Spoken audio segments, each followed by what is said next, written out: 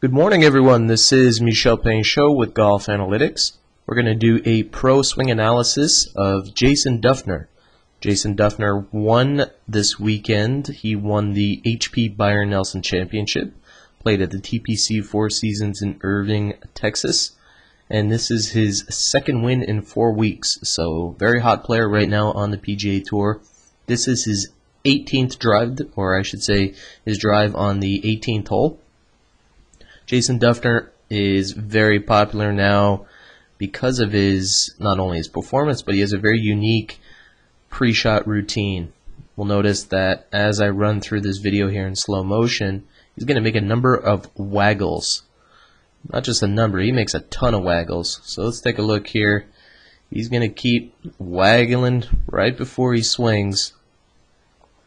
And what was really fun about breaking down his swing here in slow motion was, yes, our eyes are drawn to the way he waggles the club here, but what was very interesting, I found, I'm going to put a line here onto his right leg, and despite moving his hands quite a bit right before swinging, his first move back is a little extra bend with his right leg. So I'm going to pull this back.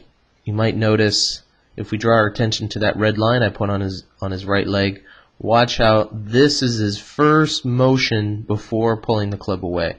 So everything's set up. He's finished his waggles. He sets the club down, and then boom, little kick with the right knee, and that's what sets everything into motion. So if we were using the statics dynamics method, this would represent position 1, and unlike our swing that we teach at GolfAnalytics, he's turning his whole body on position 1. So not only his shoulders, but his lower body as well is making a rotation. So a little difference there from the statics dynamics swing. His position 1, the hands are very connected, so although he's making all these waggles with his wrists, very handsy motion, his hands don't get involved in the first part of his swing. He's got his little knee kick and then pulls everything away with the body, not the hands. The second point that I found very interesting with his swing is at the top, how connected he is with the right arm. He keeps his right arm really glued into his chest. We see a lot of guys working with a head cover underneath their right arm, a towel, really to maintain the connection between the arms and body. So this angle here is very tight, very close to his chest. If we take a look at his swing plane, if I draw a line onto his shoulders, I like doing this with the PGA Tour swings. It can really draw a line between the different styles that we see out there. Jason would fall into the flat category because he gets his left arm just underneath that shoulder angle.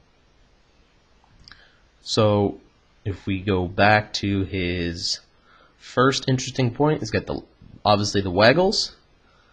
Then he's got the knee kick to really set things into motion. And then a very glued or connected right arm at the top of his swing, followed by an explosion moving down to the ball. He really ripped this shot. I believe it was over 300 yards on the 18th hole, made birdie. Great swing.